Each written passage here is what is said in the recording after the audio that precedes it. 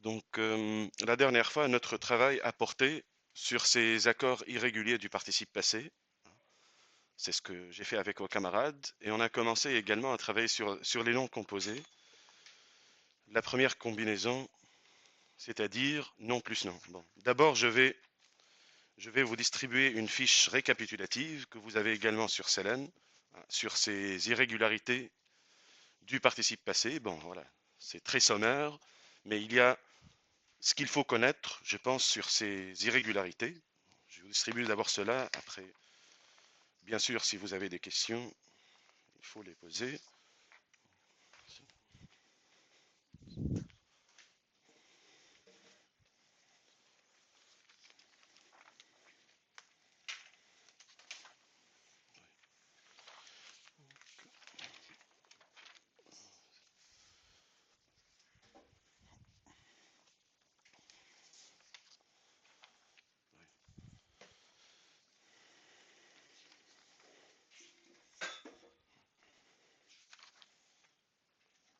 Oui, c'est la fiche récapitulative de l'activité sur les irrégularités du participe passé. Donc, est-ce que d'abord vous avez des questions sur ce que j'ai fait avec vos camarades la dernière fois, c'est-à-dire les irrégularités du participe passé, plus, donc on a commencé à travailler sur les noms composés, on a fait la première combinaison de classes grammaticales, nom plus nom. Donc pour résumer un petit peu rapidement, ce qu'on a fait sur les noms composés d'abord, donc nous avons travaillé sur cette classe de mots et nous avons vu que lorsque nous avons cette classe nom plus nom, en général les deux noms s'accordent, sauf dans deux cas principalement, lorsque le deuxième nom complète le premier, soit avec une préposition, soit avec deux par exemple, ou alors par ellipse. Par exemple, l'exemple de station-service, station de service ou pour le service, ellipse. Donc lorsque le deuxième nom complète le premier, donc le deuxième ne s'accorde pas, le premier s'accorde, en règle générale. Et puis nous avons vu aussi des exceptions. C'est par exemple tête à tête, face à face, tête à tête, pot-au-feu, etc., qui ne s'accordent pas parce que ces noms composés à la base sont issus de locutions adverbiales, donc ils ont le sens d'adverbe. Ce sont des cas un peu particuliers. Mais en général, on suit cette règle. Si nous avons deux noms qui forment deux entités en quelque sorte, deux entités bien distinctes, donc les deux noms s'accordent normalement. Si le deuxième nom complète le premier, le deuxième nom, qui a un sens générique, général, générique, ne s'accorde pas, alors que le premier nom, qui a un sens spécifique, s'accorde. Bon, voilà pour résumer. Après, si vous avez bien entendu des questions, n'hésitez pas. Je vais en attendant vous distribuer aussi la fiche d'exercice sur les noms composés, qui est aussi sur Selene, mais bon, moi j'imprime tout ce qu'il y a sur Selene. Oui, dites-moi. Oui, aller-retour, oui.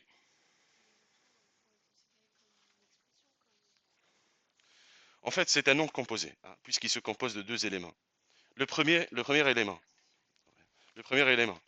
est un verbe à la base, certes, aller, mais qui est utilisé comme nom.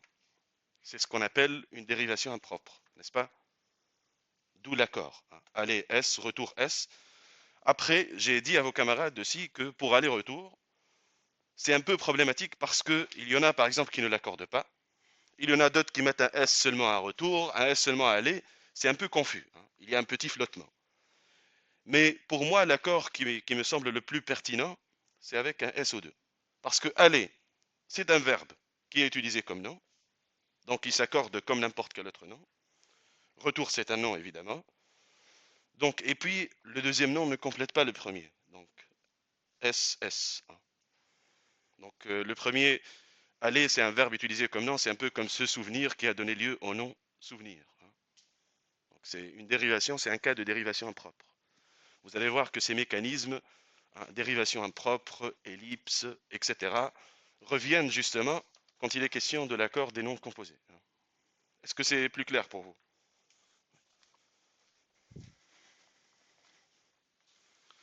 Oui, après, enfin, c'est vrai qu'il y a des règles, Mais parfois, il y a, comme je vous ai dit, quelques flottements comme ça, dus, dus aux interprétations de l'énoncé grammatical, hein.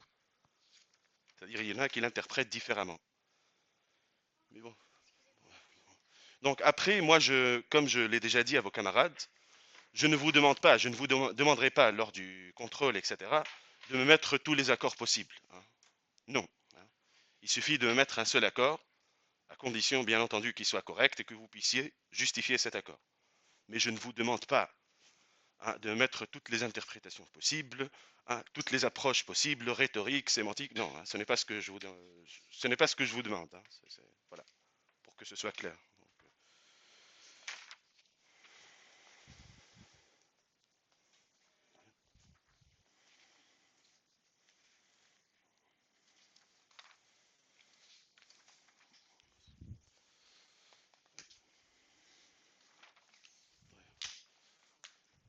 Vous l'avez déjà, excellent. Bon, bien, on va donc, si vous n'avez pas bien entendu d'autres questions, on va poursuivre notre travail avec la deuxième classe, ou de combinaison plutôt de mots, de classe grammaticale, c'est-à-dire nom plus adjectif ou adjectif plus nom. Aussi cette fiche.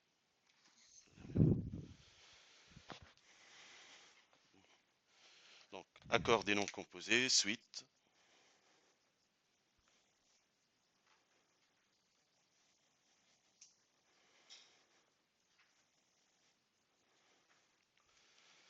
Avec la combinaison de classe grammaticale, nom plus adjectif et adjectif plus nom. À vrai dire, les deux combinaisons qui méritent ou qui posent un peu problème parfois, c'est nom plus nom et verbe plus nom. Pour les autres, généralement, il n'y a pas beaucoup de, il n'y a pas vraiment beaucoup de problèmes, hein. C'est plutôt clair, comme vous allez pouvoir le constater. Donc, alors, donc nom plus adjectif.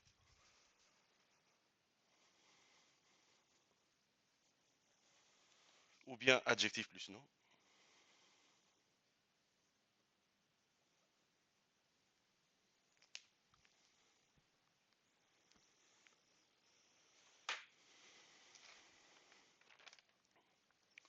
Donc bon, observez un peu la série de noms composés que vous avez. On va commencer par le premier, évidemment. Donc, et dites-moi, par exemple, pour un beau-frère, comment est-ce que vous le mettez au pluriel? Comment est-ce que vous l'accordez et pourquoi, si possible, bien entendu.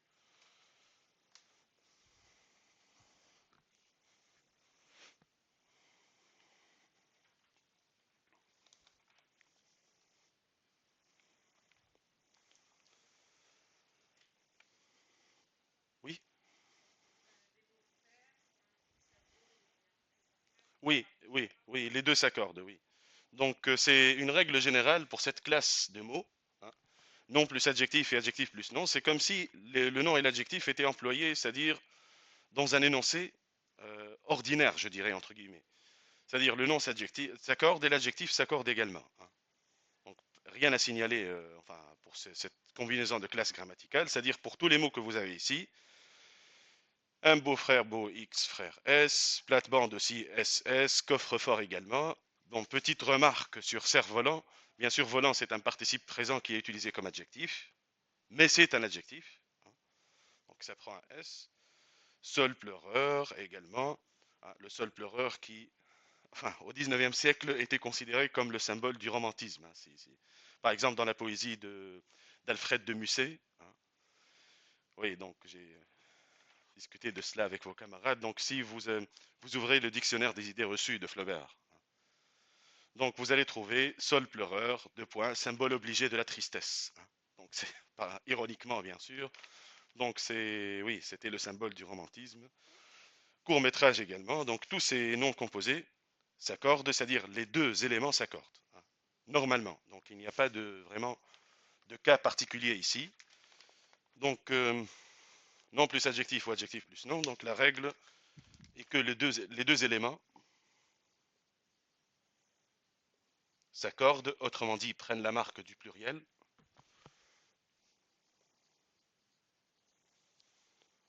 Les deux éléments s'accordent. Donc, oui, bien sûr, si vous avez des accords de ce type, vous justifiez bien sûr avec la classe grammaticale des mots, avec le rapport entre eux s'il y a un nom plus nom, ou comme on va pouvoir enfin, comme on va le voir, verbe plus nom.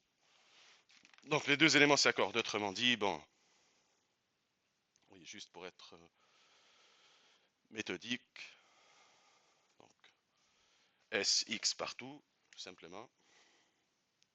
Beau-frère, plate-bande, coffre-fort également. Oui, quel que soit l'ordre, hein, c'est-à-dire qu'on ait l'adjectif avant ou le nom avant, ça ne change rien. D'ailleurs, un adjectif, même en dehors des noms composés, il peut très bien être, comme vous le savez, je suppose, soit antéposé au nom, soit postposé au nom. Venir avant le nom ou après le nom. Donc, c'est le cas aussi pour les noms composés. Donc, cerf-volant également. Cerf-volant qui, au passage, est une figure de style. Donc, ce que j'ai appelé la catachrèse. Catachrèse, c'est le fait de désigner quelque chose seulement par une métaphore. C'est ce qu'on appelle une catachrèse. D'ailleurs, j'ai déposé un court extrait dans la rubrique consolidation, approfondissement, etc. sur ces types de métaphores. Donc, c'est une catachrèse. C'est comme fruit de mer. On ne peut pas désigner l'objet autrement que par une métaphore. Bon, oui, juste comme ça. Bon, bien entendu, les autres donc s'accordent aussi, les deux éléments.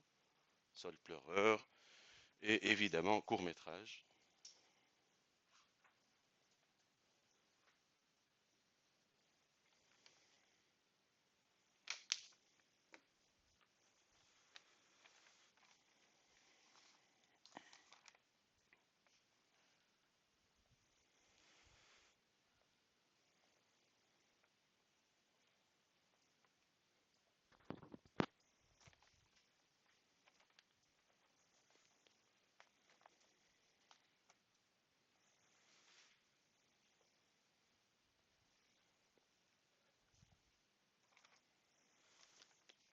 Donc la classe de mots suivante, ça sera adjectif plus un autre adjectif.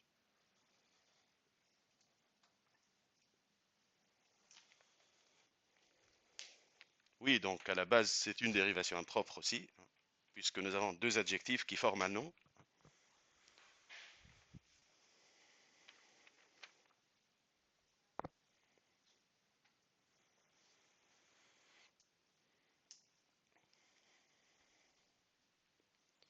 Oui, bon, une petite remarque par rapport à l'évolution de la langue, petite remarque sur beau.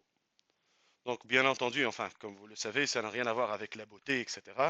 Bon, c'est à partir de l'année 980, 980, qu'on a commencé à utiliser beau entre parents, entre membres de la même famille, avec des apostrophes du type mon beau, etc. C'est pour parler, pour s'adresser à son fils, par exemple. Donc, ce qui a donné lieu à beau-frère, belle-sœur, etc.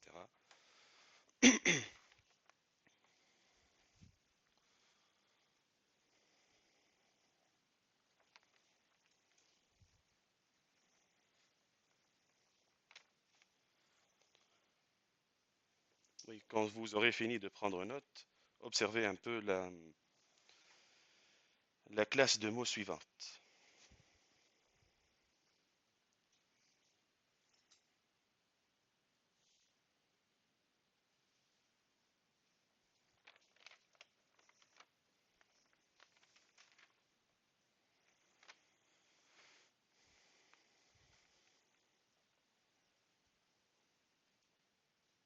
Adjectif plus adjectif, vous avez un clair-obscur et un sourd-muet. Alors, au pluriel, ça donne quoi? Oui?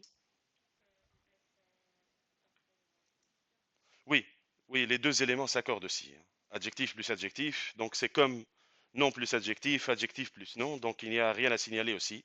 Les deux adjectifs s'accordent normalement, parce que, a priori, ce sont des adjectifs, justement, qui forment aussi deux entités. C'est ça la logique, finalement, hein. C'est une logique de sens, hein, logique sémantique. C'est-à-dire, c'est comme lorsque nous avons deux noms qui ne se complètent pas. chaque nom forme une entité sur le plan sémantique. Même chose pour les adjectifs. Donc chaque adjectif forme une entité. Clair-obscur, c'est bien sûr la technique hein, picturale. Hein. Donc quelque chose qui est à la fois clair et obscur. Donc derrière ça, nous avons une sorte de coordination. C'est comme s'il y avait un et qui a été omis, supprimé, hein, avec une ellipse, si on veut vraiment analyser hein, le phénomène. Donc oui, bien sûr, le peintre qui est fameux pour le clair-obscur, c'est, qui a même enfin, a fait évoluer cette technique, c'est Rembrandt. Hein. C'est Rembrandt. Donc clair-obscur, les deux prennent un S. Sourd-muet, bon, il a cette petite particularité qu'on peut le mettre aussi au féminin. On peut dire une sourde muette, hein, bien sûr. Des sourds-muets, des sourdes muettes, S partout. Donc bon, ça a une explication un peu relative aux us et coutumes, je dirais, en société, c'est-à-dire c'est pour humaniser aussi ces personnes. Une sourde muette, ce n'est pas c'est pour ne pas dire c'est un sourd muet, comme si c'était hein, une sorte d'entité abstraite ou quelque chose d'anonyme, etc. C'est relatif aussi à l'usage. Hein. Donc il a cette petite particularité sourd-muet qu'on peut le mettre au féminin également. Ce n'est pas le cas bien sûr pour tous les noms composés. Donc là, des clairs obscurs, donc enfin je marque un peu l'accord. Clair obscur, SS, également bon, pour sourd-muet, qui peut aussi être utilisé au féminin. Des sourdes muettes.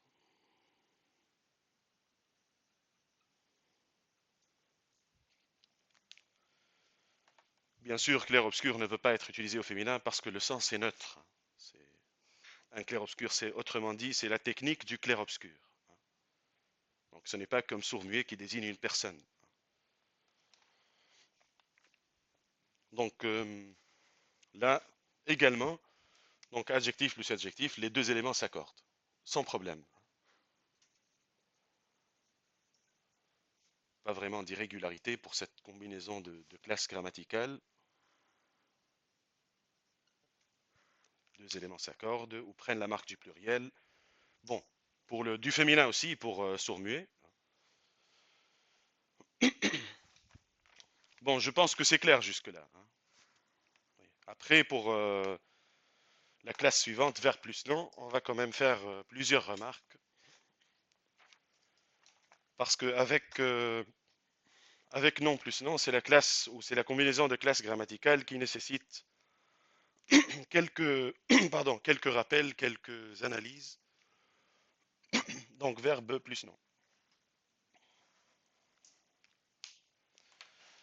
On va commencer par les deux premiers noms composés qu'on va accorder et puis faire la comparaison. Hein. Comme ça, nous allons pouvoir déduire la règle.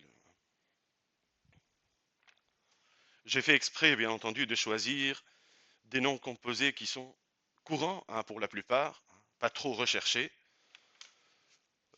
justement pour que ce soit plus parlant, et puis parce qu'on a l'habitude de mettre les noms composés au singulier, comme pour éviter justement cette histoire de pluriel. Bon, observez les deux premiers noms composés, chasse-neige et tire-bouchon. Il y a une différence entre ces deux noms composés qu'on va bien sûr expliquer au niveau de l'accord, bien entendu.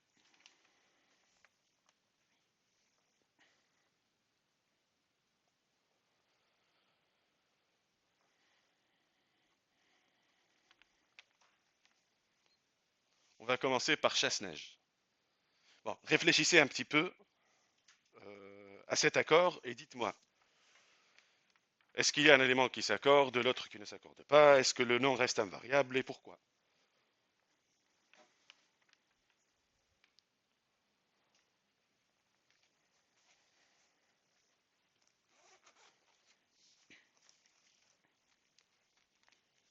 Oui,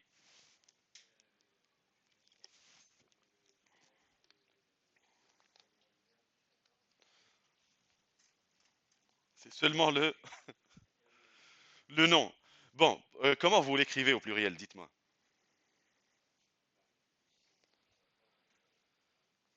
vous mettez un S à neige et pas à chasse, c'est ça. Bon, je vais y revenir, hein. Vous n'avez pas tout à fait tort, mais vous n'avez pas tout à fait raison non plus. Bon, je vais être plus clair par la suite, oui. Le, pas de S à aucun. Aussi, oui, c'est correct aussi. Bon, ça peut paraître un peu bizarre, mais bon, je m'explique, je m'explique. La règle d'abord générale, hein, pour les noms composés qui se composent d'un verbe plus un nom. Toujours dans cet ordre, hein. Le verbe en première position, le nom, le nom en deuxième position, hein. Lorsqu'il y a deux classes grammaticales différentes, c'est pour ça que pour adjectif plus nom, j'ai mis les deux, hein, parce qu'on peut les avoir soit en première position, soit en deuxième position. Bon, bref, la règle, c'est que le verbe ne s'accorde jamais. C'est un verbe, il ne va pas prendre de S. D'accord? Bon, chasse-neige. Qui chasse la neige, autrement dit. Chasse est un verbe. Maintenant, pour le nom.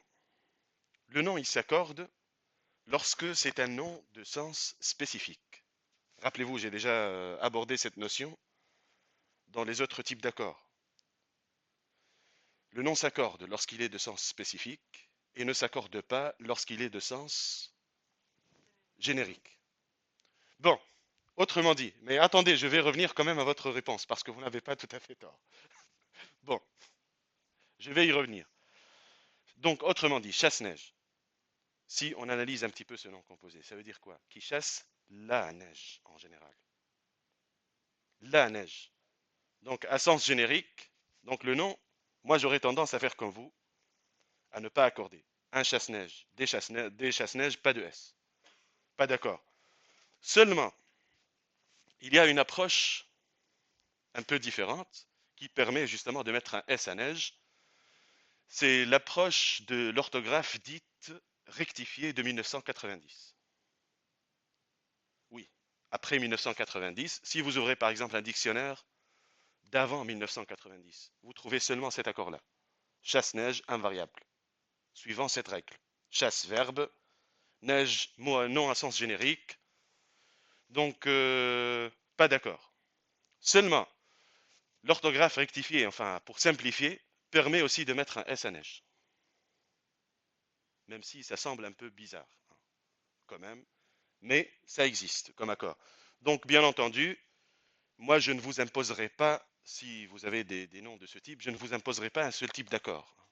Si vous mettez l'accord de 1990, ok, c'est considéré comme correct, même si moi, je suis vraiment partisan plutôt de l'orthographe traditionnelle, mais si vous mettez cet accord de 1990, forcément, je vais le considérer comme correct. Et vous n'êtes pas obligé de mettre les deux accords. Donc, ce petit conflit, hein, entre l'orthographe traditionnelle et celle d'après 1990, c'est seulement pour les verbes plus nom à sens générique.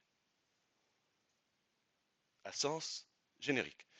Regardez par exemple le deuxième nom, tire-bouchon. Bouchon, c'est un nom de quel type? Est-ce qu'il est de sens générique ou spécifique? Oui, spécifique. Tire-bouchon. Il n'y a pas qu'un seul bouchon dans la réalité. Il s'agit d'un objet reproductible dans la réalité, n'est-ce pas? Donc, autrement dit, c'est un mot à sens spécifique. Donc là, il n'y a pas de problème. C'est-à-dire que ce soit par rapport à l'orthographe de 1990 ou l'orthographe traditionnelle, on met toujours S à bouchon. Parce que c'est un nom à sens spécifique. Est-ce que c'est bien clair pour vous? Voilà, mais pour vous, bien sûr, puisque, enfin, vous êtes bien sûr d'un niveau avancé, donc vous devez connaître quand même les deux approches. Donc, celle de l'orthographe traditionnelle, celle de 1990. Donc, l'orthographe de 1990, autrement dit, ne tient pas compte du sens générique des noms. Voilà. Donc, est-ce que vous avez des questions sur cela? Je vais quand même, oui, je vais noter. Donc, pour verbe plus nom. Donc, le premier, je vais avec, enfin, une petite analyse qui rendra la chose plus claire, j'espère. Donc là, d'abord, des chasse-neige. Donc, voilà, la première façon d'accorder, c'est tout simplement lorsque le nom est invariable parce que chasse, c'est qui chasse, donc c'est un verbe, donc pas d'accord. Et neige, c'est un nom à sens générique. Générique, c'est la neige en général. La neige. C'est vrai que dans l'emploi, bon, enfin, je ne dirais pas trop soigné, mais dans un emploi assez littéraire, on peut mettre bien sûr neige au pluriel, les neiges, hein, c'est possible. Mais quand il est question d'un nom composé, c'est plutôt l'emploi ordinaire, c'est-à-dire s'il a un sens générique ou spécifique. Donc là, première approche. Donc deuxième approche, celle de l'orthographe dite rectifiée de 1990. Chasse-neige, neige avec un S. Je vais mettre entre parenthèses 1990. Cette orthographe qui ne tient pas compte de, du sens générique ou spécifique des noms. Alors que pour le deuxième nom, comme je l'ai déjà dit, donc tire-bouchon, donc des tire. Tire ne prend pas de S, c'est un verbe. Bouchon, c'est un nom à sens spécifique. Donc c'est la même, hein, c'est le même accord, que ce soit pour l'orthographe traditionnelle ou pour l'orthographe de 1990. Il n'y a pas de problème. Donc là, tire est un verbe. Donc naturellement, il ne s'accorde pas, ne peut pas prendre de S. Hein. Et bouchon, un bouchon, des bouchons, etc. Donc c'est un nom qui a un sens spécifique.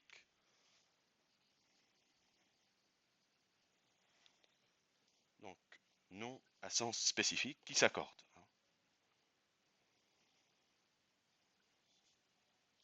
Donc en fait, ce qu'il faut vérifier, c'est la nature du nom. S'il est de sens spécifique ou générique, parce que le verbe ne s'accorde jamais. Ici, c'est un verbe, ce n'est pas un verbe employé comme nom.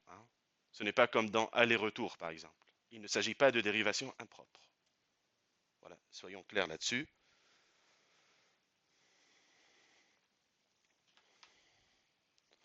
Oui, aussi, bon, une autre remarque. Oui, ça aussi, je l'ai déjà dit à vos camarades, mais bon. Donc, ce phénomène, vous savez, les objets reproductibles à sens spécifique, etc., c'est un phénomène qui a vraiment marqué la littérature du 19e siècle, puisque vous travaillez sur Madame Bovary. Donc, dans Madame Bovary, justement, comme dans tous les romans, dans toutes les œuvres de Flaubert, vous avez un nombre infini d'objets, une infinité d'objets qui envahissent le roman. N'est-ce pas? Par exemple, dans Madame Bovary, vous avez cette fameuse casquette de Charles Bovary, hein, n'est-ce pas? Objet hétéroclite, un peu étrange, grotesque, hein, la pièce montée, etc. Hein, la description de la pharmacie de Monsieur Homais, donc tout cela. Hein. Donc vous avez aussi ça dans, enfin, dans tous les autres romans de Flaubert, enfin dans Salammbô par exemple, description des armes, des objets, tout ça. Donc dans les romans de Zola également, bien sûr. Donc chez tous les écrivains réalistes, naturalistes. Hein. Donc d'ailleurs, enfin, quelqu'un comme Jules Barbet d'Aurevilly s'en étonnait hein, quand il a écrit un article contre le roman de Zola, Le ventre de Paris, hein.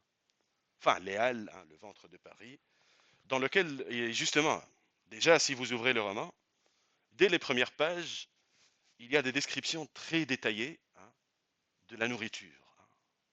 Très détaillées, donc il y a des paragraphes hein, des descriptifs dans lesquels il y a des descriptions de la nourriture, par exemple. Donc il y a au XIXe siècle ce principe des objets qui envahissent le roman. Donc, par exemple, il y a ce critique, Claude Duché,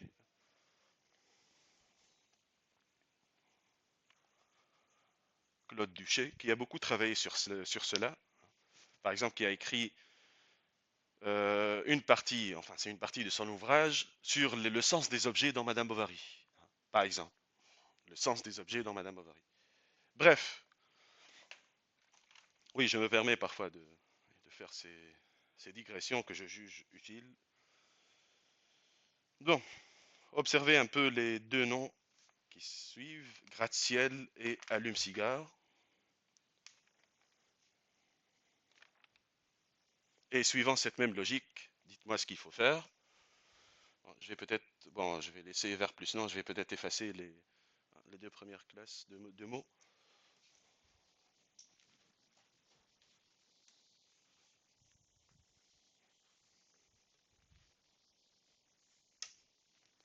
Alors, oui, suivant cette même logique, oui. Gratte, c'est quoi? Rappelez-vous que le premier élément, c'est toujours un verbe. Donc le premier élément ne va jamais s'accorder. On est d'accord. C'est seulement, il faut analyser seulement le deuxième élément. C'est générique, c'est le ciel, hein. C'est le ciel en général. Donc, qu'est-ce que ça implique? Pas de S. Donc normalement, ce nom composé reste invariable. Je suis d'accord avec vous. Seulement, là encore, il y a cette différence d'approche. Donc, avec cette orthographe de 1990, vous trouverez, si vous ouvrez un dictionnaire donc assez savant, vous trouverez aussi l'orthographe gratte-ciel, ciel avec un S. Un peu bizarre, mais ça existe. Surtout que le pluriel habituel de ciel, c'est cieux, hein. Mais ciel avec un S, ça existe dans le langage poétique. Les fleurs du mal, Baudelaire, hein. Ce poème que vous connaissez, je pense, Invitation au voyage, hein. Les soleils mouillés de ces ciels brouillés, hein, de ces ciels brouillés, pour mon esprit ont des charmes si mystérieux, de tes traîtres yeux brillant à travers leurs larmes. Donc vous avez de ces ciels mouillés, ciel avec un S. C'est un pluriel poétique en fait. C'est un peu comme idéal, idéal avec un S au lieu de idéaux. Il y a parfois des pluriels qui appartiennent plus vraiment à la littérature, à la poésie, hein. Mais bon, ici, enfin, enfin, les adeptes de cette orthographe rectifiée, moi je suppose qu'au départ ils ont voulu écrire gracieux, mais ça leur a semblé un peu bizarre, donc ils ont juste ajouté un S. Ça fait quand même oui, un petit peu bizarre, hein, mais ça existe. Donc, mais ce problème, c'est seulement pour les noms à sens générique. Pour les noms à sens spécifique, il n'y a pas de problème. Par exemple, pour allume-cigare, comment vous le mettez au pluriel? Cigare avec un S. Allume, on n'en parle pas, ça ne s'accorde pas. Cigare avec un S parce que c'est un nom à sens spécifique. Un allume-cigare est supposé allumer plusieurs cigares, hein, tout simplement, hein, donc, ou cigarette, bon, peu importe. Donc, cigare, c'est un mot qui a un sens spécifique, qui s'accorde toujours, hein. Là, il n'est plus question de l'orthographe rectifiée ou traditionnelle, il n'y a pas de différence. Donc, gratte-ciel, au pluriel, c'est donc des gratte-ciel invariables, c'est l'orthographe traditionnelle.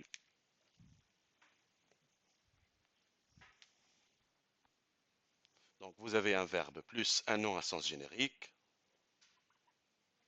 C'est la même explication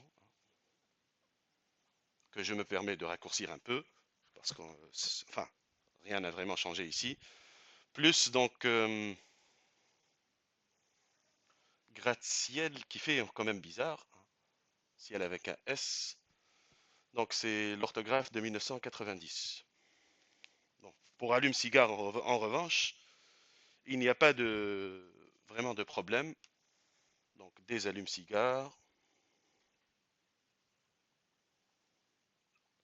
cigare toujours avec un S, parce que c'est un nom à sens spécifique et le verbe bien entendu ne s'accorde pas.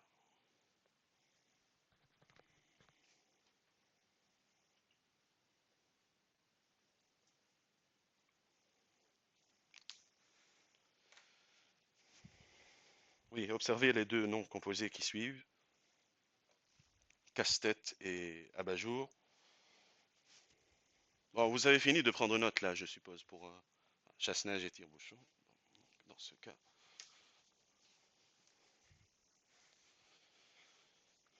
Donc on a casse-tête et abat-jour.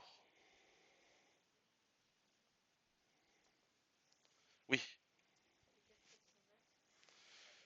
sans S à tête. Oui, casse, bien sûr, c'est le verbe s'il ne s'accorde pas. Tête ne prend pas de S, oui. Donc parce que c'est... Enfin, autrement dit, assez trivialement, c'est ce qui casse la tête. Enfin, la tête en général, dans le sens de l'esprit, etc. C'est un mot à sens abstrait, plutôt à sens générique.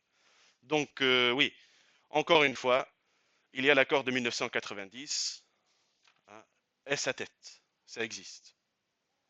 Même chose pour abat-jour. Hein, le jour en général. Abat-jour, c'est le jour en général. Donc là, même phénomène.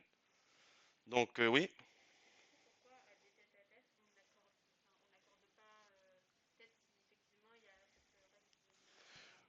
Oui, c'est une bonne question. Donc, oui, justement, là, on n'accorde pas non plus.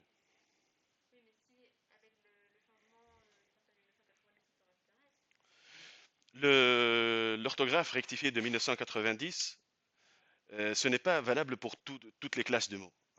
C'est seulement, justement, le problème est surtout pour les noms composés qui se composent d'un verbe plus un nom. Mais pour les autres, donc, il n'y a pas vraiment de problème. Hein.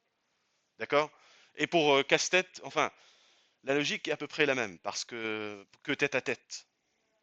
Tête à tête, c'est la tête en général. C'est-à-dire, lorsqu'on est en tête à tête à quelqu'un, le mot a plutôt un sens abstrait aussi. Ça ne signifie pas toujours la tête, à proprement parler. Être en tête à tête avec quelqu'un ou en tête à tête avec quelque chose, hein, dans un registre abstrait, c'est être à proximité de quelqu'un, avoir une conversation privée, etc. Hein. Mais cette logique, enfin ce problème plutôt, petit problème de... Enfin, enfin ces différences d'approche, c'est seulement pour vers plus non. Donc là, je disais que pour casse-tête, donc, voilà, des casse-têtes, donc aucun accord, verbe, non à sens générique, plus, bien sûr, cet accord, donc même chose pour abat-jour, des abat-jours, c'est le jour en général, donc verbe, encore une fois, un nom à sens générique, non à sens générique. Toujours est-il que l'orthographe de 1990 permet d'écrire casse-tête, S à tête, et abat-jour, S à jour, donc ça c'est l'orthographe de 1990.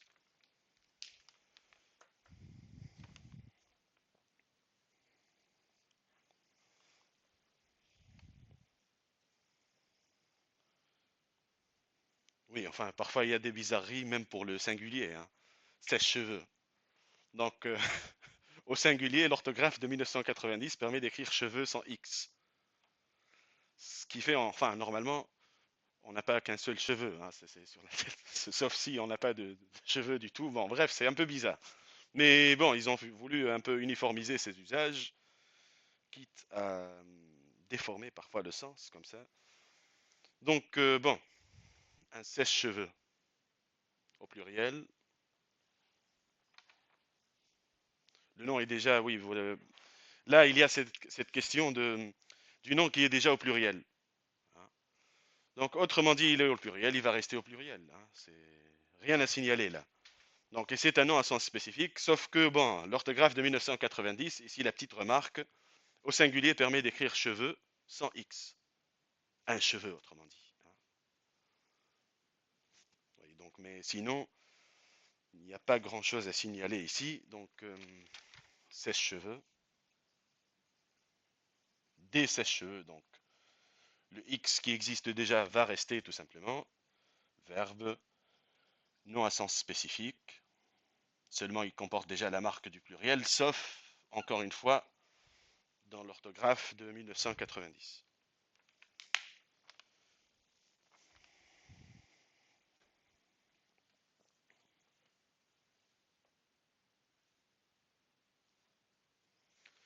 Oui, est-ce que c'est clair jusque-là? D'accord, très bien. Donc oui, après j'ai pris une phrase dans Madame Bovary. Donc les capuchons raides des bonnes sœurs inclinées sur leur prie-dieu. Le nom composé étant bien sûr prie-dieu. Alors, au pluriel. Oui. Oui, donc selon les religions monothéistes, donc c'est un seul Dieu. Mais là, bien sûr, il faut placer l'objet dans son contexte, hein, culturel, autrement dit. C'est-à-dire un prie-dieu, c'est, enfin, par rapport enfin, c'est dans le christianisme, c'est dans les religions monothéistes qui considèrent qu'il y a un seul Dieu. Mais si c'était un objet, par exemple, dans l'Antiquité, Dieu prendrait bien sûr un X. On est d'accord sur ça. Mais là, bien sûr, ça appartient enfin, au registre culturel, je dirais, hein, du christianisme. Des religions monothéistes qui considèrent qu'il y a un seul Dieu. Donc, pas de X à Dieu. Un prie-dieu, des prie-dieux. Donc,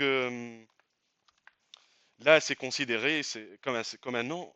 Bon, c'est assez difficile à dire, à vrai dire. C'est plutôt le contexte culturel. Mais est-ce qu'on peut dire un nom à sens spécifique ou générique? On peut dire un nom à sens générique. Parce que c'est le Dieu, etc. Hein. C'est le Dieu de l'univers, machin, etc. Donc tout cela. Donc si c'était dans l'Antiquité, ça serait plutôt un nom à sens spécifique. Parce qu'ils avaient plusieurs dieux, hein, justement. N'est-ce pas? Oui, parfois il faut replacer justement l'objet dans son contexte hein, historique, culturel, etc. Hein. Oui, donc pour prie Dieu, donc des prix Dieu. Et là, justement, même l'orthographe de 1990 n'ose pas mettre de X à Dieu. Parce que, bon, ça serait contraire à la logique un peu. Hein, bon, à la logique de ce nom composé. Donc, des prix Dieu. Donc là, non seulement le nom a un sens générique, mais de plus, hein, il s'agit d'un nom propre hein, qui n'est pas utilisé avec, enfin, j'ai discuté avec vos camarades de l'antonomase. Vous savez ce que c'est? L'antonomase. Avec AN au début, antonomase. Donc c'est lorsqu'on utilise un nom propre comme nom commun. Autrement dit, par exemple, dire l'avare de Molière, par exemple, s'appelle Harpagon. Hein. Dire un Harpagon, des Harpagons, un Hercule, des Hercules, etc. Utiliser un nom propre comme nom commun. Dans ce cas, il peut s'accorder, sauf que ici, ce nom propre reste un nom propre. Donc on ne peut pas, enfin, vraisemblablement lui mettre de X. Hein. Donc, prie Dieu. Donc non seulement c'est un nom à sens générique,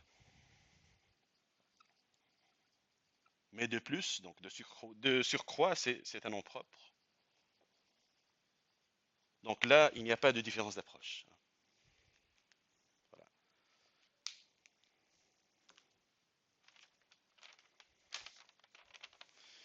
Oui, donc le dernier a cette petite particularité, hein, pas le dernier, enfin le dernier de cette page, a cette petite particularité de comporter trois mots. Hein. C'est possible, hein, on peut avoir des noms composés avec trois mots parfois, avec deux mots, parfois même sans les tirer. Hein. C'est possible. Hein. Pour certains noms composés du moins, il y a parfois des graphies différentes. Donc un ou une trompe la mort. Vous savez ce que c'est un trompe la mort? C'est quelqu'un qui... oui, oui, c'est quelqu'un qui dispose d'assez de ressources, etc., qui est assez rusé pour tromper la mort. Hein, oui, bref. Mais c'est ça. Bon, alors, allez, oui, on est enregistré, donc faut arrêter. Donc,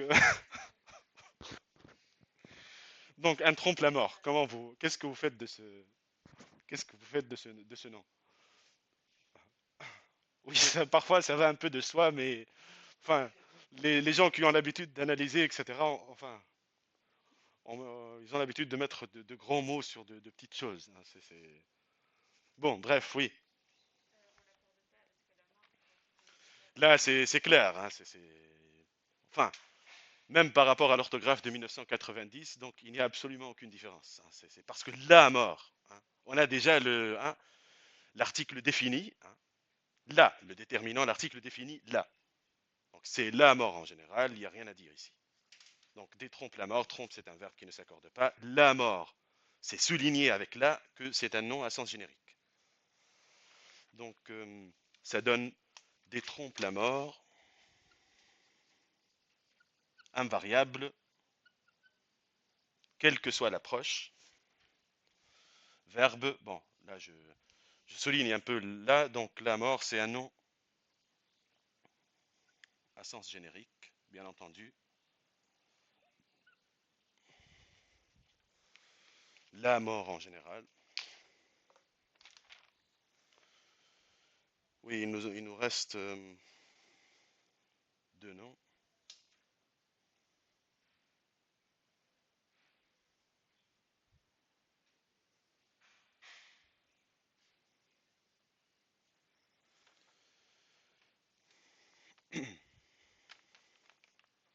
Oui, avec une petite remarque qu'on va faire pour le dernier. Un cas un peu particulier quand même. Ben, mais pour couvre-chef d'abord.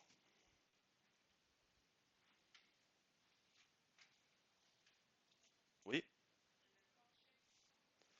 Oui, donc couvre-chef. Le chef, c'est quoi? C'est la tête, bien sûr, hein. C'est le sens étymologique. Caput, etc. Donc le cas régime de l'ancien français chief, donc, qui n'existe plus aujourd'hui, mais qui existe en anglais, par exemple, hein. Chief. Voilà. Mais en ancien français, on avait chief. Après, c'est devenu chef, puisque le i était en position faible. Bref, donc couvre-chef, donc il y a, enfin, ça couvre, enfin, c'est un objet qui peut couvrir, enfin, qui ne couvre pas qu'une seule tête, qui n'est pas fait pour une seule personne, tout simplement. Donc, chef, c'est un nom à sens spécifique qui prend un S. Couvre, c'est un verbe qui ne prend pas de S, évidemment. Couvre-chef. J'efface peut-être les deux premiers au moins. Est-ce que c'est passé? Donc, découvre-chef.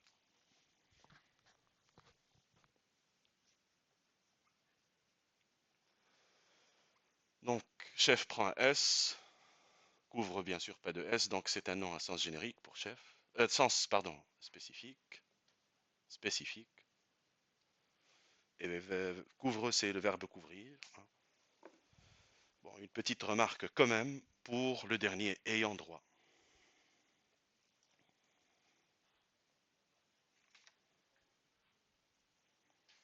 Qui a deux graphies, justement, hein. Il y a deux façons de l'orthographier, soit avec un tiret, soit sans tiret, hein. Donc, la petite particularité ici de ce nom composé, c'est qu'il comporte un participe présent. Bon, certes, nous avons vu pour cerf-volant, par exemple, dans la classe nom plus adjectif, adjectif plus nom, nous avons vu qu'il y a un participe présent qui a été utilisé comme adjectif, donc pas de problème. Là, la difficulté, justement, pour ayant droit. Vous savez ce que c'est un ayant droit, je suppose, bien sûr. Non? Bon, par exemple, les ayants droit d'un écrivain.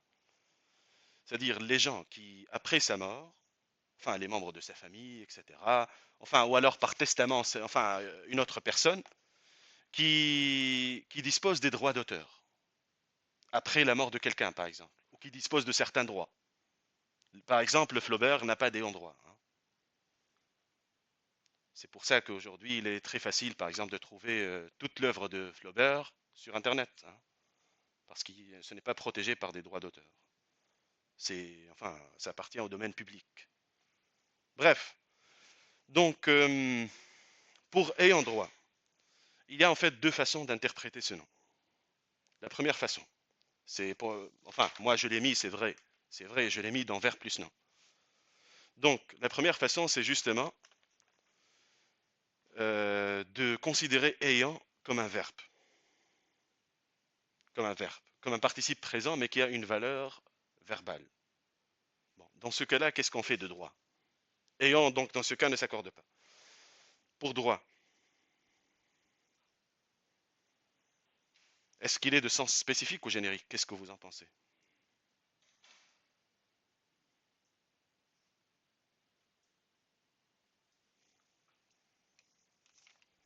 Oui? C'est plus générique. C'est vrai que on a quand même un petit doute. C'est-à-dire, ayant droit, c'est les gens qui ont le droit de faire quelque chose. Par exemple, qui ont le droit de diffuser une œuvre, etc., hein. Donc, c'est avoir le droit de faire quelque chose. Autrement dit, c'est, dans ce cas-là, on ne met pas de S à droit. Bon, il existe quand même une deuxième interprétation. Parfois, pouvez le trouver orthographié, ce nom composé, avec un S à ayant. Oui, ça existe. Alors, cette orthographe existe, mais dans ce cas, on considère que ayant, c'est un participe présent qui a une valeur adjectivale plutôt que verbale. On considère que ayant, c'est un adjectif plutôt qu'un verbe. Mais voilà, ça existe. C'est pour cela que j'ai préféré donner ce nom en dernier lieu, c'est-à-dire parce qu'il comporte quand même il y a quand même une petite particularité. Donc pour ayant droit, des ayants droit. Donc comme je disais, si on considère que ayant est bien sûr un verbe, participe présent à valeur verbale, mais c'est un verbe. Ayant, bon, avec ou sans le tiret, droit, dans ce cas, serait plutôt un nom à sens générique. Deuxième graphie, deuxième orthographe possible, c'est ayant avec un S. Ça existe. Oui. C'est parce que certains spécialistes considèrent que ayant est un adjectif, même si je ne suis pas vraiment d'accord avec cela, mais bon, c'est une graphie qui existe qu'il faut citer. Donc dans ce cas, ça serait plutôt un adjectif ici. Et on serait obligé dans ce cas de mettre même un S à droite, parce que c'est adjectif plus nom. Vous voyez ce que je veux dire? Ça devient une autre classe de mots, qu'on a déjà vu. Adjectif plus nom, ou nom plus adjectif, n'est-ce pas? Donc dans ce cas-là, ça serait plutôt adjectif plus nom. Oui, donc c'est un petit peu particulier pour ce nom composé. Bon, après, enfin, je vous donnerai des noms composés, mais je ne vous donnerai pas, bien sûr, par exemple, lors du contrôle, je ne vous donnerai pas seulement des exceptions, hein, c'est normal. Enfin, une exception à la limite, mais je ne vous donnerai pas de noms trop recherchés, hein, qui posent vraiment problème ou qui ont 1000 graphies, hein, non. J'éviterai cela.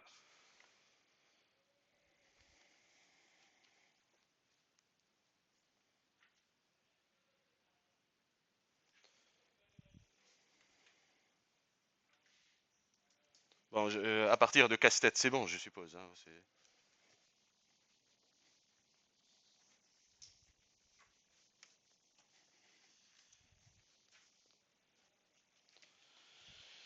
donc ensuite, on a adverbe ou préposition plus nom.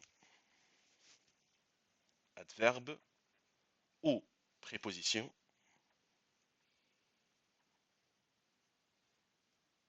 plus nom.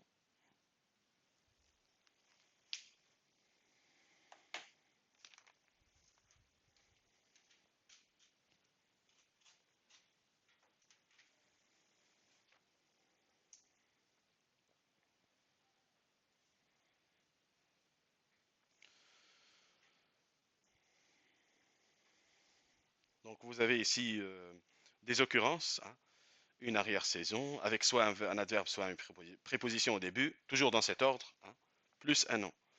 Donc un à-coup, un contre-jour, une avant-première. Bon alors, qu'est-ce que vous en pensez? Adverbe ou préposition plus nom, oui. Qu'est-ce qui s'accorde? C'est-à-dire on met S partout, autrement dit.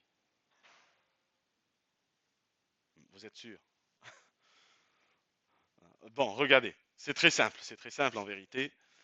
Adverbe ou préposition plus nom. L'adverbe ou la préposition reste invariable alors que le nom s'accorde. Parce que de base, l'adverbe, sauf lorsqu'il est utilisé comme nom, hein, par dérivation impropre, ne s'accorde pas. On est d'accord. Même chose pour la préposition. Donc une arrière-saison, par exemple, un arrière-pays, etc. Arrière-saison, donc arrière ne prend pas de S, saison prend S, etc. C'est toujours le premier élément qui s'accorde, oui. Peu importe. Peu importe. Cette règle de sens générique, sens spécifique, c'est seulement lorsque vous avez un nom composé qui se compose d'un verbe plus nom. Seulement. Pourquoi finalement? Pourquoi? Pour une raison qui est un peu logique. Parce que verbe plus nom, il y a un rapport forcément entre le verbe et le nom. Et ce rapport se base justement sur le sens. spécifique ou générique. Mais pour les autres classes de mots, de noms composés, je veux dire, ne tenez pas compte de cette règle de sens générique, sens spécifique. D'accord? Est-ce que c'est bien clair? Donc c'est seulement lorsque vous avez verbe plus nom que vous cherchez, enfin vous devez savoir si le nom a un sens générique ou spécifique, etc. Pour les autres classes, je pense que c'est assez clair. C'est-à-dire, ici par exemple, le premier élément qui est l'adverbe ou la préposition ne s'accorde pas, alors que le deuxième s'accorde toujours. Donc ici, parce qu'on considère, enfin, que par exemple, à coup, on considère que la préposition ou l'adverbe garde son sens de préposition ou d'adverbe. Ce n'est pas une dérivation impropre, par exemple. Alors que le nom, on le considère justement comme un nom qui indique toujours la progression d'une action. Donc il prend toujours un S. Donc, autrement dit, donc la règle ici, c'est que l'adverbe ou la préposition demeure invariable, mais le nom s'accorde. Plus accord du nom, qui prend un S tout simplement. Donc, autrement dit, pour tous ces noms, une arrière-saison, donc ça va donner lieu à des arrière-saisons, saison avec un S, pas de S à arrière bien entendu, des à-coups, coup prend un S, bien sûr la préposition à ne prend pas de S, contre-jour également. Vous voyez, ce n'est pas comme par exemple, pour en revenir à votre question, ce n'est pas comme abat-jour. Hein. On vérifie si le sens est générique ou spécifique, ce n'est pas la même chose que pour contre-jour. Hein. Parce que abat-jour, abat c'est le verbe abattre, hein. Mais ici c'est une préposition. Donc contre-jour, ou bien des avant-premières, donc même chose. Avant pas de S, première prend un S. Voilà pour la règle.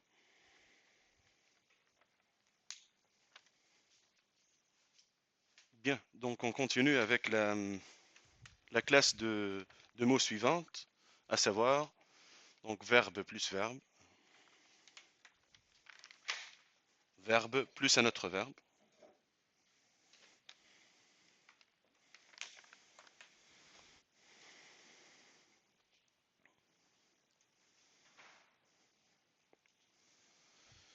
Donc bien sûr qu'il s'agisse, hein, lorsqu'on dit verbe plus verbe, c'est-à-dire qu'il s'agisse d'un verbe conjugué ou à l'infinitif. Hein. Verbe plus verbe. Donc oui, observez un peu cette série de noms composés que vous avez. Dites-moi qu'est-ce qu'il faudrait faire, bien sûr par rapport à l'accord. Oui, il ne s'accorde pas. Oui, le nom composé reste toujours invariable lorsque vous avez un verbe plus un autre verbe. Autrement dit, un savoir-faire, des savoir-faire, invariable. Même chose pour laisser aller, va et vient. Bon, parfois aussi les deux verbes sont coordonnés, hein, comme dans va et vient. Ça ne change rien aussi. Hein. Va est un verbe, vient est un verbe aussi, hein, qui sont conjugués au passage, comme laisser passer. Donc vous avez un verbe conjugué plus un verbe à l'infinitif. Donc tous ces noms composés restent invariables. Bon, petite remarque quand même. Donc oui, petite remarque pour cette combinaison de classe grammaticale verbe plus verbe, par rapport surtout à laisser aller. Laisser aller. Donc c'est quoi la différence entre laisser aller par exemple ici et aller-retour dans la première classe de mots, à savoir non plus non. Le verbe aller n'est pas employé de la même façon dans la combinaison de classes non plus non et dans verbe plus verbe. C'est que ici, aller est tout simplement un verbe. Il n'est pas utilisé comme nom, hein, par dérivation impropre. Alors que dans la classe non plus non, aller est un verbe mais qui est utilisé comme nom, par dérivation impropre. Vous voyez la différence. Hein. Donc je disais que pour verbe plus verbe, le nom composé reste toujours invariable. Peu importe que les deux verbes soient coordonnés par et, ou alors qu'il n'y ait pas de coordination, ou alors qu'un verbe soit conjugué, l'autre à l'infinitif, peu importe. C'est toujours invariable. Donc, verbe plus un autre verbe, donc aucun accord, donc absence d'accord. Aucun élément ne s'accorde, donc tous ces mots vont rester invariables. Des savoir-faire,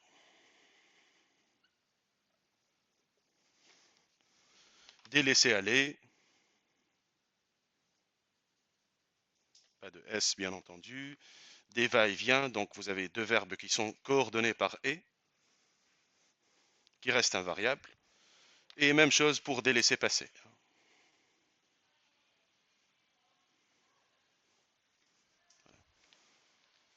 Parce que, bon, il s'agit de verbes, donc ils ne peuvent pas s'accorder, hein, comme n'importe quelle autre classe grammaticale, comme l'adjectif et le nom par exemple, du moins dans certains cas. Alors, pour la classe de mots suivante, par contre, non composé avec grand et garde, on va devoir faire quelques remarques. Oui, donc les noms composés avec grand et garde. Il y a quelques remarques qui s'imposent ici. Non composés avec. C'est-à-dire dont le premier élément est soit grand, soit garde. Hein, avec grand et garde.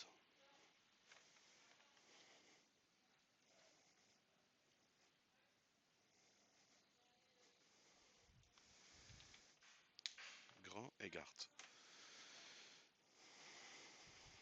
Bon, on va commencer avec ces noms composés avec grand. Vous avez enfin des noms composés très usités, seulement il faut en justifier l'accord ou l'absence d'accord. Donc grand-père, grand-mère, grand-route, grand-place. Oui. Alors, oui,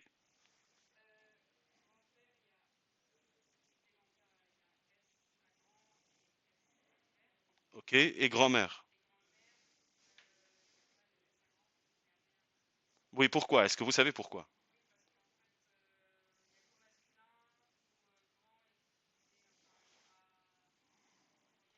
Oui, mais pourquoi? Oui, il y a une explication, hein. Il y a une explication, mais qui relève justement de l'évolution de la langue, hein. C'est-à-dire, grand à la base. Oui, enfin, on s'est tous posé la question à un moment, c'est-à-dire pourquoi grand, par exemple, grand-père de S au 2, mais grand-mère, jamais de S à grand, ni de E d'ailleurs. On ne dit jamais grande-mère. Enfin, parce que grand à la base, c'est un adjectif qu'on appelle un adjectif éponyme. Éponyme, je vais écrire le mot après. Éponyme, c'est-à-dire qu'il y avait une forme neutre en ancien français. Ça vient du latin, donc grandis, hein, de l'ancien français grant, on prononçait toutes les consonnes avec un T. Donc, c'est resté un adjectif éponyme avec le féminin. C'est surtout cette explication que je voulais vous donner. Donc, ici, autrement dit, pour simplifier, lorsque vous avez le premier élément qui est grand, qui est l'adjectif grand, et que le deuxième élément est au masculin, on fait l'accord normalement. C'est comme la classe grammaticale adjectif plus nom, n'est-ce pas? Mais lorsque vous avez l'adjectif grand plus un nom qui est au féminin, on ne fait pas l'accord de grand. Ça s'explique par l'origine du mot grand, justement, qui était un adjectif neutre ou bien éponyme en ancien français. Voilà. Donc, autrement dit, par exemple, pour grand route et grand place. Grand place, parfois, enfin, vous le trouvez avec une apostrophe aussi, hein, c'est bon, une graphie un peu, je ne dirais pas rare, mais qu'on utilise surtout dans les textes littéraires, principalement du 19e, par exemple. Donc, bon, même chose pour grand route et grand place. Donc, des grands routes, grand ne prend pas de S, ne s'accorde pas, parce que le mot qui le suit est féminin. Donc, des grands routes, S à route, rien à grand, même chose pour des grands places, hein. Voilà. Donc, pour cette règle que je viens de dénoncer, donc je vais écrire, je vais noter cela.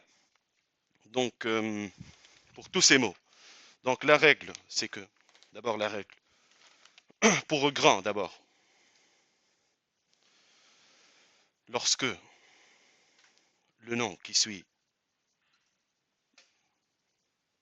grand est féminin,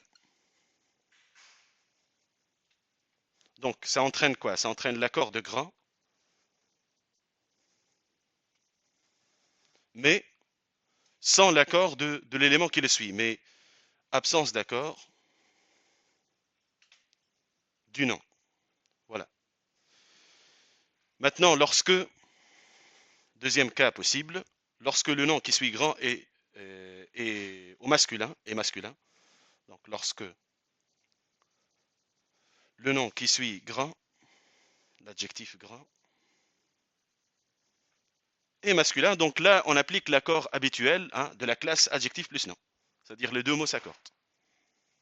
On revient, c'est-à-dire aux règles qu'on connaît déjà. Mais seulement lorsque l'adjectif, le nom qui suit grand est masculin. Donc lorsque le nom qui suit grand est masculin, donc l'accord se fait pour les deux. Hein. Donc accord des deux éléments. Donc en fait, j'ai donné l'explication qui est relative à l'évolution de la langue française. Donc c'est que grand, l'adjectif grand, était un adjectif dit éponyme ou bien neutre éponyme. E-P-O-N-Y-M-E était un adjectif neutre ou bien éponyme en ancien français.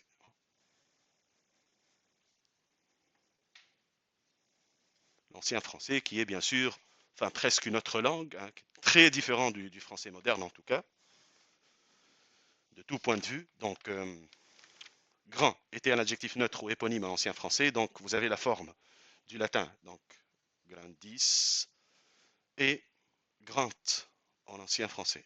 Je mets l'astérisque parce que l'orthographe n'était jamais fixe en ancien français. Donc oui, dites-moi.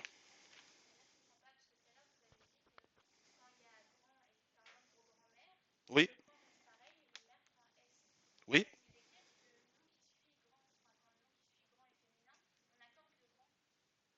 Qu'est-ce que j'ai mis moi? Attendez. Lorsque le nom qui suit grand est féminin. Ah, accord du nom. Oui, pardon, j'ai inversé. Oui, j'ai inversé la règle, je ne sais pas pourquoi. Bon, bizarre. Donc oui, pardon. Donc accord plutôt du nom. Ah là là, bon. Accord du nom, oui, bien sûr. Grand reste invariable, bien sûr. Donc. Et lorsque le nom qui suit grand est masculin, oui, bon là, bien sûr, c'est accord des deux éléments, oui. Oui, par exemple, ici, pour donc les noms que vous avez ici, donc des grands-pères, SO2. Grand-mère, pas de S, bien sûr, à grand, qui reste invariable. Mère prend un S. Pour les autres, grand route et grand place, donc grand ne prend pas de S aussi, parce que le mot qui le suit est féminin. Donc grand route, grand place, là, une route, une place, une mer.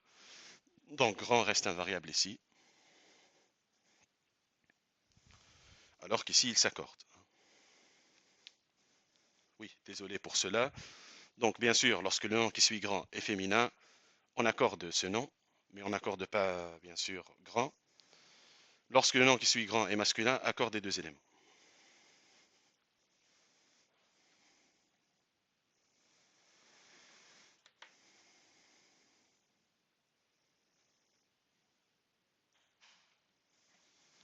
Oui, quelques remarques qui sont nécessaires aussi pour, bien entendu, les mots qui commencent avec garde. Je vous laisse d'abord prendre note. Oui, c'est clair, je pense, pour grand. Hein.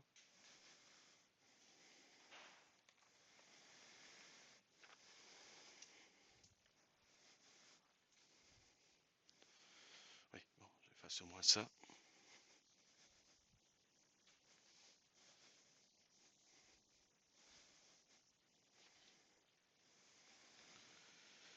Donc, oui, on a une autre règle, une petite subtilité, enfin, pour les noms composés qui commencent avec ou par garde.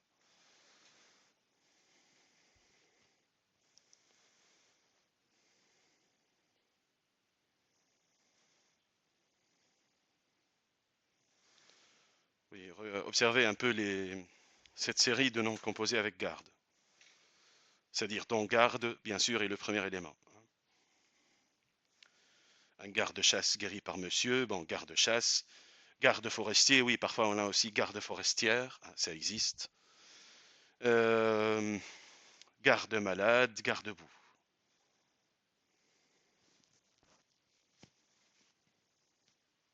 Bon, c'est quoi la différence? Enfin, ici, c'est le sens de garde qui va modifier l'accord.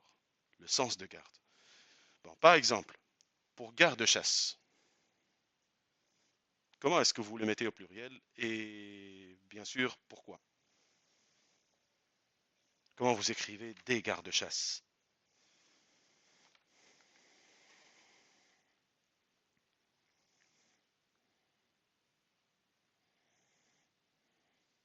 Oui.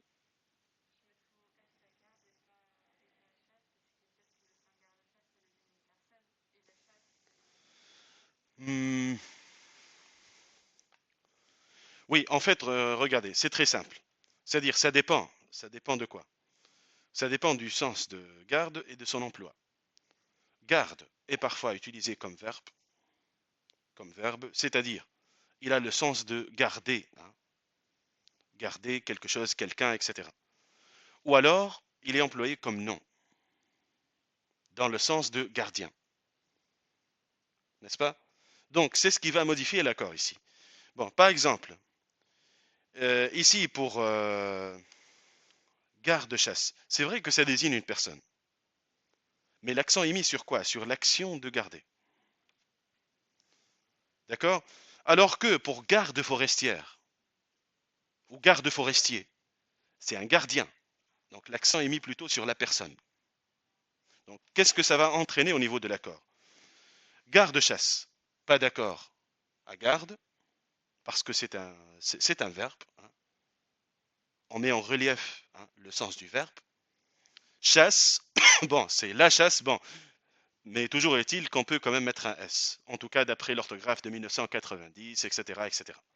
Bon, pour garde forestier, garde forestière, en revanche, on met un SO2, parce que c'est dans le sens de gardien. Donc, pour les mots qui commencent, les noms composés qui commencent ou qui contiennent le mot garde, soit l'accent est mis sur l'action de garder. Dans ce cas-là, c'est un verbe qui ne s'accorde pas. Soit l'accent est mis sur la personne qui fait cette action, c'est-à-dire le gardien ou la gardienne. C'est ce qui va réguler cet accord. Est-ce que c'est clair pour vous?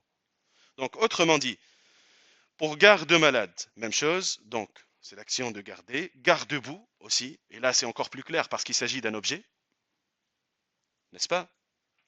Donc, garde-boue qui garde de la boue, qui protège de la boue, n'est-ce pas? Donc, autrement dit, garde-boue, on a vraiment le sens du verbe garder, par exemple. Donc, je vais noter cela. Bon, bien entendu, si vous avez des questions, donc n'hésitez pas. Donc là, pour garde, je mets d'abord la règle. Donc, avec garde. Donc, on a deux cas de figure possibles. Donc, quand l'accent est mis sur l'action de garder quelqu'un ou quelque chose, sur l'action de garder. Donc, dans ce cas, c'est un verbe qui ne s'accorde pas. Deuxième cas, quand l'accent est mis plutôt sur la personne qui fait cette action, c'est-à-dire un gardien ou une gardienne, autrement dit. Quand l'accent est mis sur la personne qui fait cette action ou qui accomplit cette action, donc c'est un nom qui s'accorde. Voilà la petite subtilité donc par rapport à ces noms composés qui comportent le mot garde. Donc c'est la petite subtilité à souligner. Donc autrement dit, pour ces accords, donc qu'est-ce qu'on a déjà? Donc garde-chasse, donc des gardes-chasse. Garde sans S. Chasse, bon, ça dépend des orthographes, bien sûr. C'est la règle de verbe plus nom, hein. Donc, après, donc, qu'est-ce qu'on a dit? Donc, garde forestier, garde forestière, les deux prennent un S. Ça désigne vraiment la personne, hein. Donc, garde forestier, S partout, garde forestière aussi. D'ailleurs, dans ce cas, c'est un nom plus adjectif. Dans ce cas-là, il s'accorde normalement, d'après les règles qu'on a déjà pu voir ensemble, hein. Donc, qu'est-ce qui reste là? Donc, garde malade, oui. Donc, des gardes malades. Donc, on a dit que ça met l'accent surtout, c'est vrai que ça désigne une personne, mais ça met l'accent surtout, pardon, sur l'action de garder. Enfin, de veiller sur, hein, de garder, etc. Donc, garde malade. Malade prend un S, parce que c'est un nom à sens spécifique, hein. Un malade, des malades, etc. Garde-boue en revanche, donc garde-boue. Donc garde ne prend pas de S puisque c'est un verbe. Boue, normalement, c'est un nom à sens générique, sauf que d'après l'orthographe de 1990, on peut aussi mettre un S, hein. Donc on revient là, autrement dit, soit on utilise la règle de nom plus adjectif qu'on a déjà vu, soit on utilise la règle de verbe plus nom qu'on a vu aussi. D'accord? Donc ça dépend justement de la classe grammaticale et du sens surtout, hein, de garde. En tout cas, ce qu'il faut retenir aussi, c'est que lorsque le nom composé qui comporte garde désigne un objet, garde reste toujours invariable lorsqu'il s'agit d'un objet. D'accord? C'est comme pour garde-boue, hein. Voilà. Dans ce cas, le nom composé ne s'accorde jamais.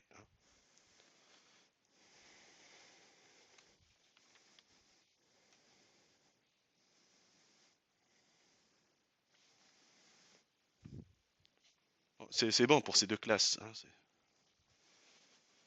Il reste maintenant une seule combinaison de mots. Oui, c'est bien qu'on ait pu finir aujourd'hui l'activité. Bon, parce que je n'aime pas forcément couper les activités en deux, etc. Mais parfois c'est nécessaire. Donc, la dernière catégorie, je dirais, de noms composés, ce sont les noms composés contenant un élément savant. C'est-à-dire, ce sont des noms composés qui ont été forgés par des savants, hein. Donc, l'élément savant, c'est toujours le premier élément, hein. Le premier élément. Donc, là, donc, dernière catégorie de noms composés. Noms composés, comme je disais, contenant ou avec un élément savant, contenant ou comportant un élément savant. C'est l'élément 1, hein.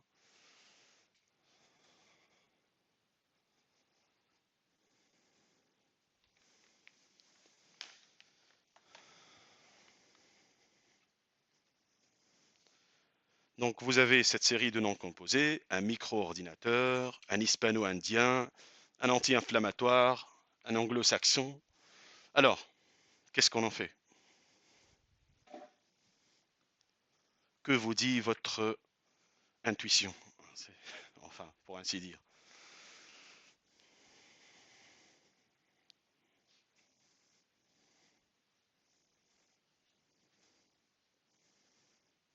Oui?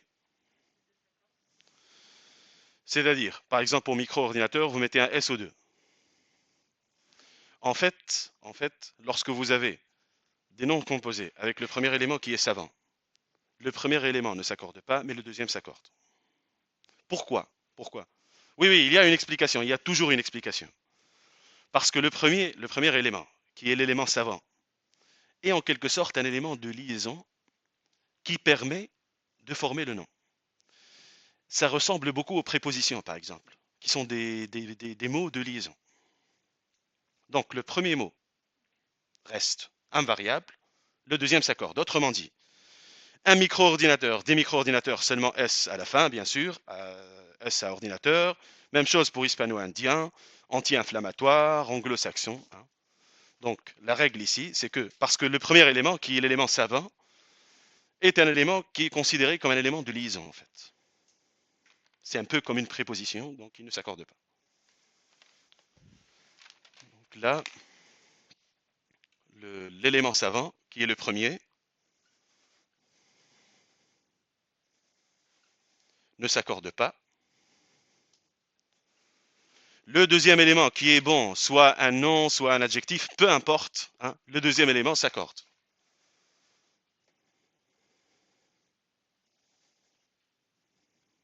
Le deuxième élément s'accorde, donc normalement, ce qui concrètement donc, donne lieu, bien sûr, à un accord, un S, enfin à la fin de chaque mot, donc des micros ordinateur, S seulement sur ordinateur, même chose pour tous les autres mots, hispano-indien, S sur indien, anti-inflammatoire également, S sur inflammatoire, pas sur anti, bien sûr. Et anglo-saxon aussi. Anglo, pas de S, saxon prend un S.